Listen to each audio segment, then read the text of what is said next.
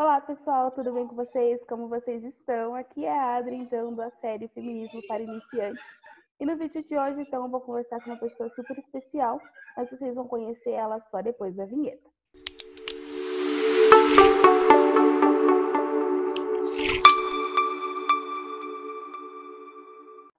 Sim, está com vocês, então, Isabelle Moro comigo hoje. E a gente vai conversar sobre, então, feminismo para iniciantes e mulheres dentro da política. Isa, antes de tudo, eu queria que você se apresentasse e contasse um pouquinho pra gente sobre você. Bom, eu tenho 24 anos, né? Hoje eu moro em Maringá. Eu conheci a Adri lá atrás, em Antonina, quando era um pouquinho de gente. E com 17 anos eu fui para Curitiba, comecei a estudar filosofia lá. Conheci também o movimento, né? Tanto o movimento feminista, o movimento estudantil em Curitiba, começando a minha primeira graduação. Me mudei para Londrina, morei por um ano lá, fiz trabalho voluntário e agora vai fazer 3 anos que eu moro em Maringá, né? Hoje eu sou filiada ao PDT, que é o Partido Democrático Trabalhista, e venho participando da construção desse partido, das políticas municipais. Hoje eu faço parte da gestão do prefeito Ulisses Maia, né, que está indo para reeleição aqui em Maringá. E a política para mim é tudo hoje em dia, né? É vida, é o que eu gosto de fazer, foi o que me fez me apaixonar tanto dentro da filosofia, dentro do direito, né, que são as áreas que eu estudo e atuo. E para mim não existe hoje vida sem ter um trabalho político envolvido nisso, né? Sem ter essa atuação política. Perfeito. Isa, conta pra gente, falando agora justamente do nosso tema, né?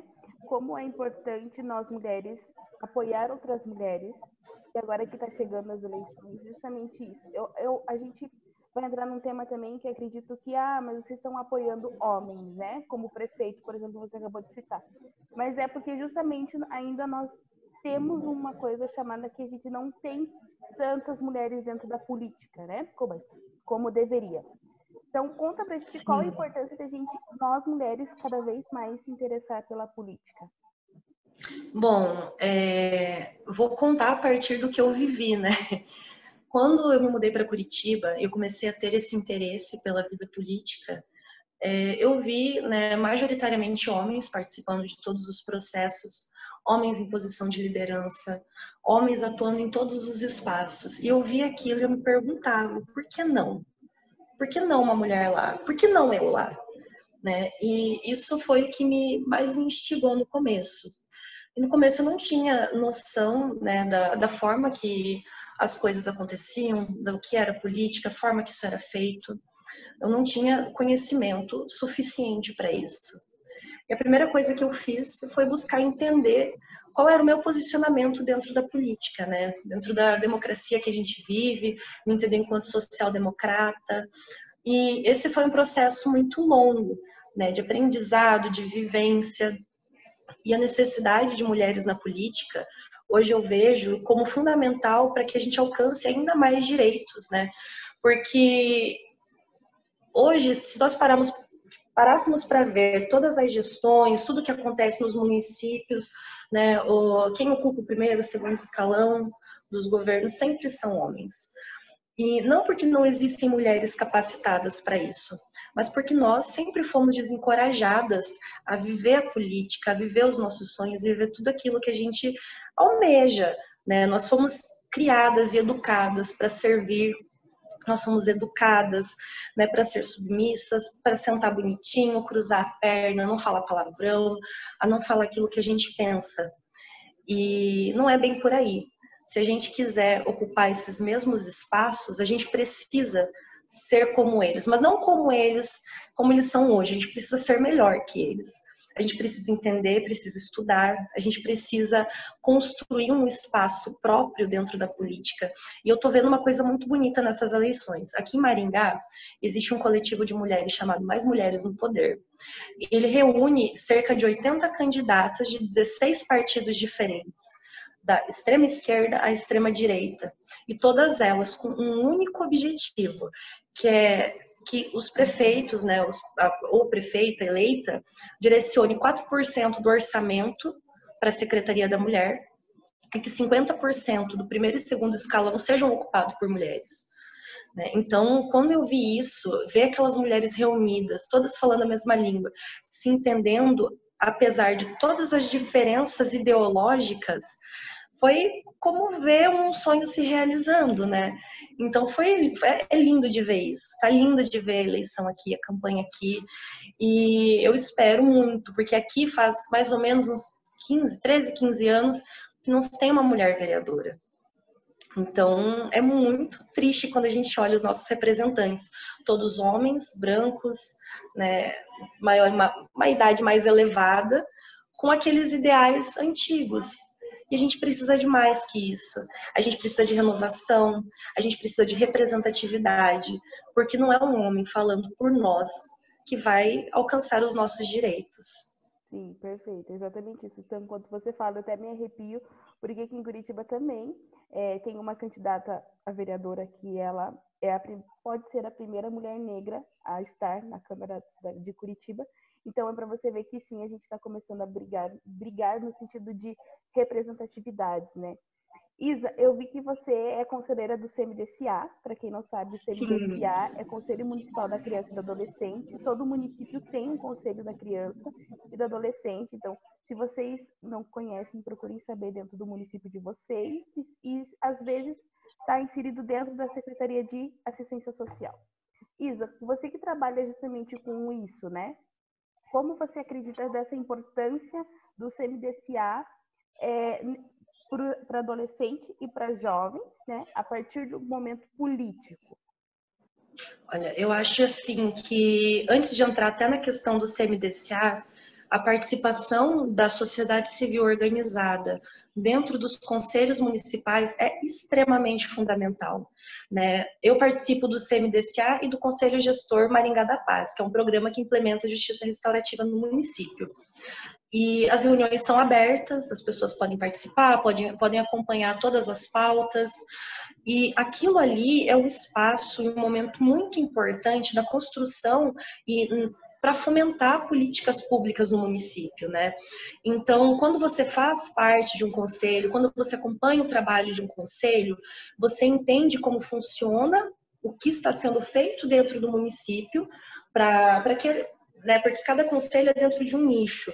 Então, você entende o que está sendo feito pelo município para aquele nicho específico. Por exemplo, uma coisa que eu acho muito bacana, quando tem prestação de contas quadrimestrais, né? A cada 4 meses, as secretarias do município, que tem um orçamento direcionado para criança e para adolescente, elas têm que ir até o conselho, seu diretor financeiro vai lá, né, da secretaria, e presta conta de tudo que foi aplicado nesses últimos 4 meses dentro da gestão, para, né, seja na parte da educação, do esporte, saúde. Então, politicamente, é um espaço que você consegue participar da gestão, né? E quando você faz parte da sociedade civil organizada, você consegue levar as demandas que o seu público, né, atendido na sua entidade, atendido na sua ONG, na sua organização, porque normalmente essas entidades elas são em bairros mais afastados, atendem pessoas em situação de alta vulnerabilidade social. É muito importante porque eles fazem um laço entre a população do município e a gestão, né? No caso do CMDCA, dentro da Secretaria de Assistência Social, ele faz esse trabalho muito bonito. E, principalmente, o que eu mais acho bacana é que nós temos dentro do CMDCA o fundo, que é o FIA, né, que é o Fundo da Infância e Adolescência. É um fundo alto, de um valor alto, onde o CMDCA, por mais que esse dinheiro ele seja não controlado, ele é cuidado, né, cuidado pela secretaria. Quem faz todo o direcionamento dos projetos, das entidades que vão receber, é o conselho. Então, você consegue fomentar as entidades, fazer a parceria do município com a sociedade civil organizada, você fomenta políticas públicas, você acompanha o trabalho do Conselho Tutelar, você recebe denúncias, você recebe informações da secretaria. Então, é um momento de discussão do município. Então, é muito importante que as pessoas participem, que tenham o mínimo interesse de entender o que está sendo feito dentro do município, principalmente para criança e para adolescente, que a gente sabe que é um espaço fundamental de desenvolvimento da pessoa, né? O que a criança vive é o que vai deixar impressões nela para o resto da sua vida. Né? Hoje eu sou quem eu sou por tudo que eu passei lá atrás. Obviamente que não só na infância, na adolescência, em todo o percurso da minha vida. Só que o principal é essa fase. Né? Então eu vejo que é muito importante que todo mundo acompanhe, participe, mesmo que não seja presencialmente nas reuniões, que seja acompanhando as normativas e tudo que é proposto por aquele conselho. Perfeito, Isa, perfeito.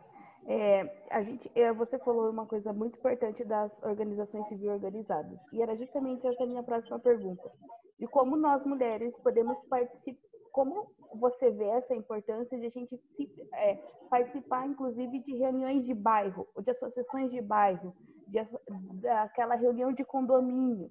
Isso já vai fazer com que a gente tenha um outro olhar para as coisas, né? E como você acredita que nós podemos fazer diferença nesses espaços?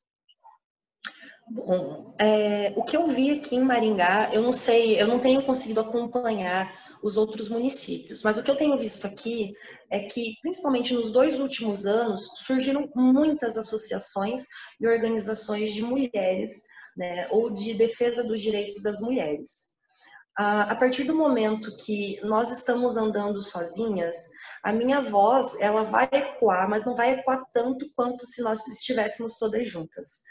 Então, a importância de estar numa organização, de você fazer parte de uma associação, de você participar, as reuniões normalmente de bairro, elas têm que ser abertas no bairro que você participa. Se você tem interesse de fazer algo mais, se aquela gestão ali da liderança comunitária não é algo que você veja como ideal, e você pega suas coisinhas, você fala, não estou gostando, vou montar minha chapa, vou disputar com esse pessoal e vou fazer acontecer. Então, o fundamental a gente precisa passar a ser polo ativo. Nós vivemos muito tempo como polo passivo. Nós aceitamos por muito tempo aquilo que nos era posto. Então, a partir do momento que eu vi aquelas mulheres, como te disse, organizadas, lutando por o mesmo ideal, todas elas candidatas, brigando por uma mesma causa, eu entendi o que era sororidade, eu entendi o que era companheirismo, eu entendi o que era você andar junto. E tudo isso faz parte de uma construção muito maior.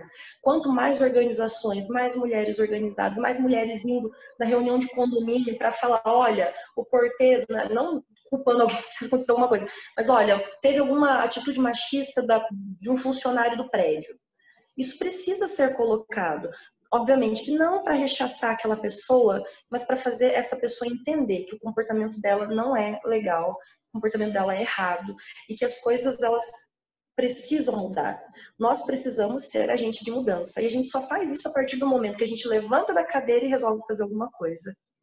Perfeito, Isa, perfeito. É exatamente essa. A gente precisa mudar, né? E a gente está mudando aos poucos, mas também depende da gente essa mudança. Bom, Isa, você já falou um pouquinho do que te motivou a entrar na política e acredito que você possa falar para a gente se, por exemplo, hoje a gente tem uma mulher que tem interesse de entrar na política. Como ela faz para entrar na política?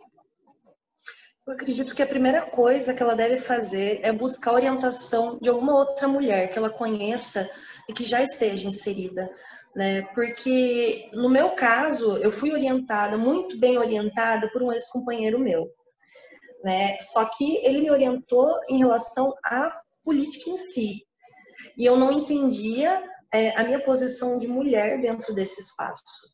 Então, é muito legal quando você tem uma parceira que você chega e conversa e fala, olha, eu tenho dúvidas em relação a isso, eu quero entender o que eu posso fazer para me tornar um ente político, eu quero ser candidata, eu quero só construir um espaço que seja um espaço saudável para outras mulheres, porque o ser político, para mim, ele é muito além do que só a questão ideológica, né? E daquilo que a gente fala nas redes sociais, que a gente fala nas manifestações, que a gente fala nos textões que a gente manda por aí, é muito além disso. Eu vejo como cada coisinha, tudo que a gente faz dentro do nosso dia a dia é um ato político. Eu acredito que talvez você veja até da mesma forma, né? Claro. A gente aprendeu isso na filosofia. Sim. E então, a partir do momento que você levanta e você vê situações, né, do seu cotidiano que poderiam ser diferentes, não que você deva brigar com a pessoa. Eu sempre sou contrária a isso. Eu acho que sempre você deve sentar, conversar e tentar ensinar, porque tudo é feito na base do diálogo. Então, é necessário para a construção política que você tenha alguém do seu lado.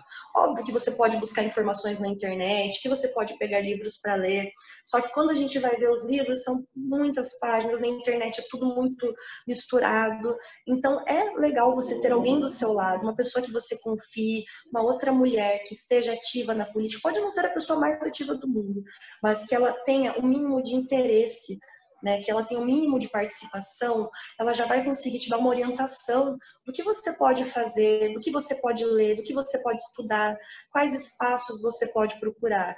Ah, eu não tenho nenhuma amiga que seja ativa politicamente.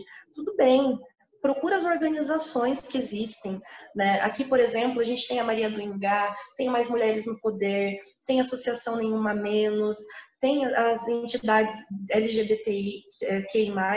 Então, assim, você pode buscar essas pessoas que eu tenho total certeza de que elas vão te dar um espaço, vão te dar uma orientação, vão conversar e você vai entender além daquilo do que você estava esperando, né?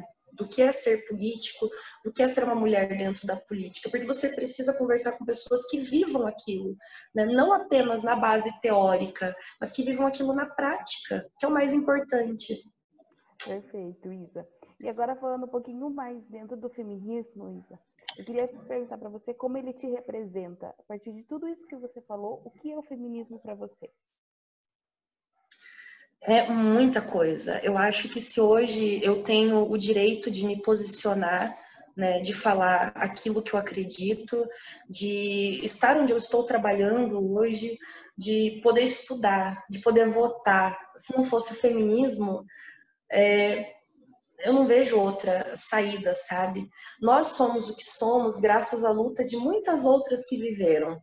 Então, eu me arrepio quando eu falo isso, Eu também. mas nós só estamos onde estamos porque muita gente sofreu e lutou por isso, né? O feminismo, para mim, ele é além dessa questão de apenas estarmos em espaços de representatividade. É questão de vida. A gente vive numa sociedade que é machista, é opressora, é fomentada através do patriarcado. Então, se hoje nós podemos falar abertamente sobre política, se nós podemos falar abertamente sobre questões de sexualidade, se a gente pode falar sobre religiosidade, tudo isso, se uma mulher pode hoje se posicionar, é pela luta de muitas outras. Então, eu só estou onde eu estou por conta do feminismo, né? E se eu não tivesse esse entendimento, talvez eu olhasse para trás e pensasse, nossa, né? É óbvio que teve todo um esforço, teve toda uma construção, mas meu esforço não valeria nada, absolutamente nada, se muita gente não tivesse perdido, inclusive, a vida lutando por isso. Né, pelos nossos direitos mais básicos de votar, de poder separar, né? Se você for ver, teve uma alteração recente, se eu não me engano foi de 2002, no Código Civil, onde adultério era quase como se afetasse a honra.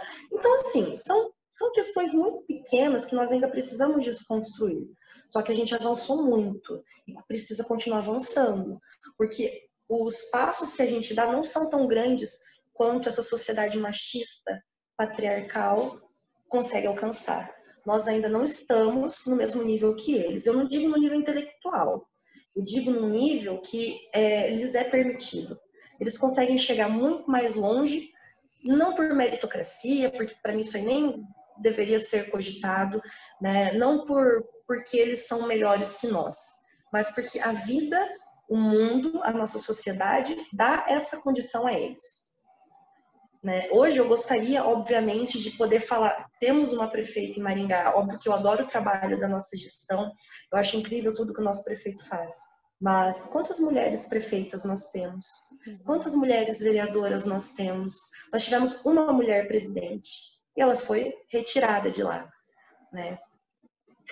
Nossa, Isa, me arrepia você falando, porque é justamente isso e desconstrução, né? Eu acredito muito que o feminismo é essa desconstrução E eu tava, inclusive, o vídeo que saiu hoje no canal, é justamente isso onde eu falo, né? Que às vezes o feminismo as pessoas querem, quando a gente fala que é feminista, as pessoas querem colocar a gente numa caixa, que a gente vai ter todos os mesmos padrões de comportamentos iguais todas as mulheres. A gente não precisa concordar com o comportamento de ninguém, mas a gente precisa aceitar e a gente precisa olhar para o comportamento dela, o que aquele comportamento daquela mulher quer nos dizer. Porque a partir disso a gente vai fazer a desconstrução. Mas até a partir disso, essa representatividade ela é complicada, porque as pessoas às vezes não entendem e acaba que elas não têm essa maturidade, né? E assim, eu acredito que a gente passou muito tempo na infância juntas e é muito bom ver como a gente cresceu de lá para cá, né? Sim. Como a gente evoluiu, porque é aquilo que eu estava falando num vídeo também, que a gente achava que lá atrás a gente achava que homem era tudo, né? E a gente assim, e muitas coisas vão mudando, né? E você que trabalha com adolescente e tem e tá nesse meio inserido, como é importante isso? Você acredita, principalmente para as mulheres, né? Entender que elas podem fazer aquilo que elas desejam. Cara, eu acho que isso, como você falou na questão de desconstrução, né, é algo que você deve praticar desde sempre. Nós vivemos em constante desconstrução, nós mudamos muito o tempo todo, as nossas opiniões mudam, os pensamentos mudam, só que existem coisinhas fundamentais que eu vejo que poderiam mudar, né, para nós mulheres, como por exemplo, eu sempre falo muito para a mãe da minha filhada, deixa a menina jogar bola, ela quer jogar bola, ela joga bola, não tem problema. Ah, mas é uma brincadeira masculina. Não é uma brincadeira masculina, é uma brincadeira de criança. Então, a forma que nós, né, se um dia eu for mãe, a forma que eu quero educar os meus filhos, se for homem, vai ser para respeitar os direitos das mulheres e entender que as mulheres elas não vêm numa caixinha cor-de-rosa, escrito Barbie atrás, todas padronizadas. Nós somos diferentes, temos nuances diferentes, temos comportamentos diferentes, sonhos diferentes e tá tudo bem. Não tem problema nisso. Eu acho que o fundamental é educar as nossas crianças para respeitar as diferenças, né? Não só essas diferenças de questão de sexualidade, porque homem brinca assim, mulher brinca assim, não, para tudo. Às vezes, eu acho que o principal até, teve algo que me marcou muito, em 2018, eu fiz um trabalho voluntário numa ocupação de moradia chamada Flores do Campo, lá em Londrina. Nós, por quase um ano, oferecemos a assessoria jurídica gratuita para essas pessoas e nossas demandas eram as mais diversas, desde divórcio, execução de alimentos, orientações jurídicas, tudo, a gente ajudava em tudo, assim, levava a galera para aposentar. E eu lembro que uma mãe, conversando comigo, tomando um café à tarde, me olhou e perguntou: como eu ensino meu filho a não ser racista? Uau. Eu não soube responder ela, porque o filho dela questionou, né, da coleguinha ser negra e ter o cabelo cacheado e ser diferente dele. E ela só disse assim: filho, quando a mamãe fala para você que aquela cor de rosa não é cor de pele, é disso que a mamãe tá falando. Porque aquela ali é a corzinha do porquinho que você vai desenhar, você vai pintar de rosa. As cores da pele, ó, são várias cores. Ó, que nem a nossa vizinha, ela é japonesa, o nosso outro vizinho, ele é negro, e você é branquinho. Essas são as diferenças. E nós não precisamos olhar para essas pessoas como se elas não fossem pessoas iguais a nós, porque elas passam tudo aquilo que a gente passa no nosso dia a dia. Ela explicou dessa forma, só que ela ainda não sentia que aquilo era o suficiente. Então, a partir daquele momento, eu vi que a construção de caráter, a construção psicológica, a construção social, ela vem desde cedo. Então, é fundamental que nós tenhamos vários tipos de educação inclusiva dentro das escolas, né? Eu acho que seria fundamental abordarmos mais essas situações, porque eu cresci na escola vendo que o lápis cor-de-rosa era o lápis cor de pele. E a minha pele, por mais que eu seja uma pessoa bem clara, a minha pele não é branquinha. Então, eu olhava e falava, caramba, será que eu vou ficar dessa cor ainda? Então, eu acho que desde sempre a gente precisa dialogar com essas crianças e mostrar que essas diferenças são coisas que não são ditadoras de capacidade, ditadoras de responsabilidade, de caráter, né? A gente não pode fazer um etiquetamento social.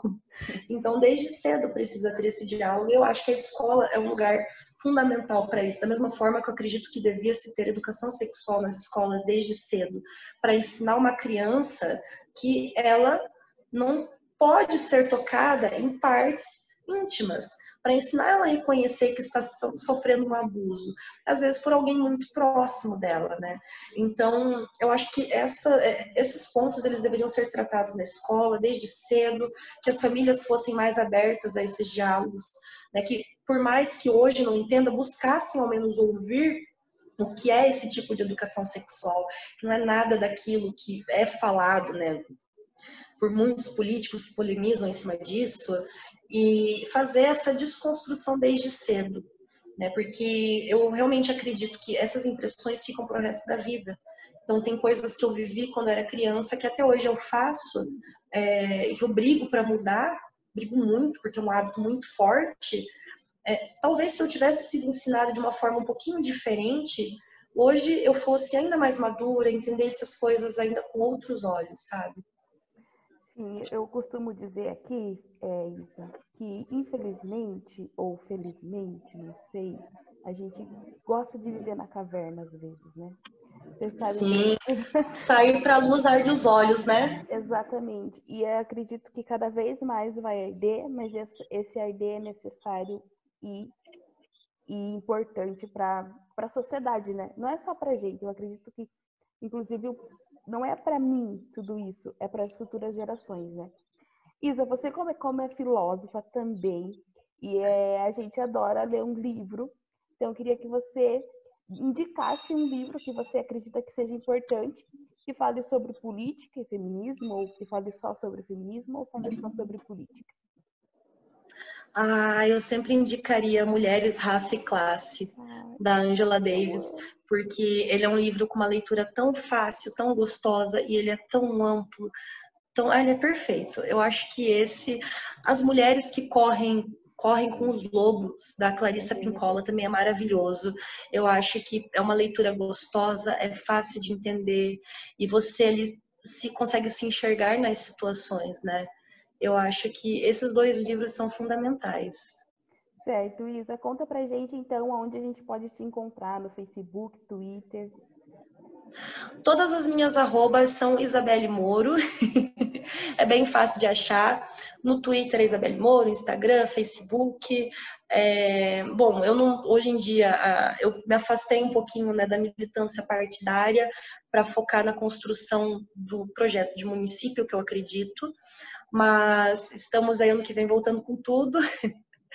Eu fui presidente, eu até não falei isso, mas eu fui presidente por um ano da Juventude do PDT Maringá, fui vice-presidente estadual, então é algo que eu gosto muito de fazer. Quem quiser conversar comigo, eu também estou à disposição o tempo todo, manda mensagem, chama no WhatsApp, que meu número está lá no Facebook, que eu estou 100% à disposição, principalmente se for para conversar de política, né? Gente, a Isa responde super rápido, é verdade. Lembrando a vocês que todas as redes sociais da Isa vai estar aqui embaixo na descrição do vídeo. Na verdade, queria agradecer demais, Isa, o papo. Queria estar conversando cada vez mais contigo aqui, mas infelizmente o nosso tempo é curto. Mas acredito que o nosso papo foi muito interessante, muito aproveitoso e com muito aprendizado. E claro, né, se você na sua cidade consegue apoiar uma candidata mulher, nem que seja para a vereadora, então, por gentileza, Sim. apoie mulheres, que eu acredito que seja o mais importante, né, Isa? E eu queria agradecer pelo espaço, Adri. Eu venho te acompanhando faz um tempinho, né? Acho que fazia uns anos que a gente até não conversava. Sim. E, cara, eu sinto a necessidade de falar que eu sou muito orgulhosa de ver todo o crescimento que você teve. Você, a Bianca, a Ana, é muito gostoso acompanhar vocês de longe e olhar e falar, caralho, velho, que mulherão da porra, né? É muito gostoso de ver isso. É lindo ver as mulheres que nós convivemos quase uma vida inteira, tendo um espaço bacana, dialogando sobre isso. É um motivo muito grande de orgulho para mim. Então, obrigada pelo espaço, obrigada pelo convite. Sempre que quiser me chamar, me chama que eu vou. E é isso.